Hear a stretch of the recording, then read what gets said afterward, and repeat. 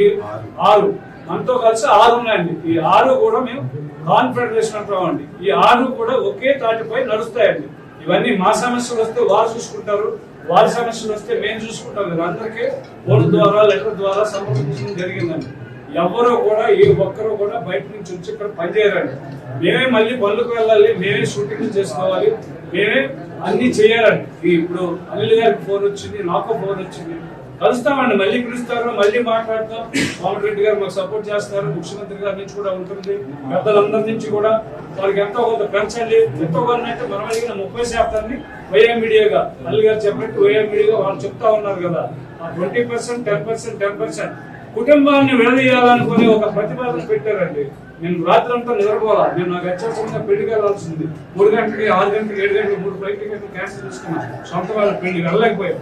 ఎందుకంటే ఇక్కడే ఇంతమంది సఫలవుతున్నారు, మనం వెళ్ళకూడదు. ఎందుకంటే ఫ్యామిలీని విడదీసేయాలని ఒక భావంతో ఉన్నారండి. అట్లా కాదు కదండి. మంచి పెద్ద మనసుతో మీరు ఆలోచించాలి. చేసే నిర్మాతలందరూ ఒకరేమో చేసుకోండి, ఏ ప్రాబ్లం అనేది మేము ఉన్నామని భరోసా ఇచ్చారు. వాళ్ళు యూటాప్ తీసుకున్నారు. ఎందుకంటే ఇవన్నీ చక్కగా 2 నెలల నుంచి ఇదంతా జరుగుతూ ఉంది. చక్కగా పిలిచి ఇప్పుడు ఏదైతే ఉన్నాయో చిన్న చిన్నవి ఈ టీకప్ లో తుఫాన్గా ఉన్నదాన్ని పెద్ద తుఫాన్ సైకిల్ చూస్తూ ఉన్నారు.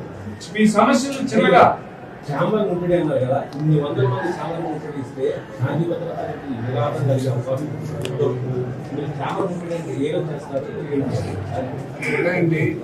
ఛాంబర్లో పరిష్కారం అయితే ఈ రోజు లేదంటే చిన్నగడ్డ మంత్రివర్యులు పవన్ రెడ్డి గారిని కలుస్తాము. అక్కడ మంత్రి గారి సపోర్ట్ తీసుకొని మేము గౌరవ ముఖ్యమంత్రి వారు రేవంత్ రెడ్డి గారి దాకా కూడా వెళ్ళి మా యొక్క